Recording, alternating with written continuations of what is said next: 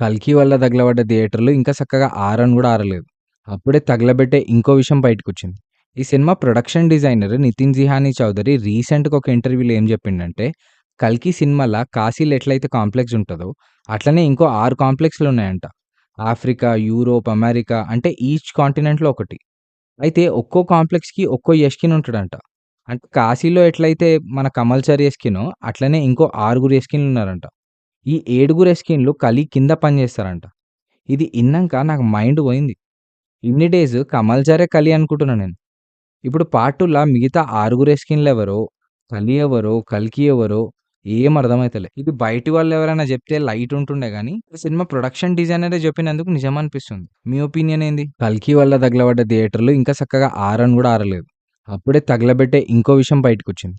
ఈ cinema production designer Nitin Jihani Chaudhary రీసెంట్‌గా ఒక ఇంటర్వ్యూలో ఏం జెప్పిండంటే, 'కల్కి' సినిమాల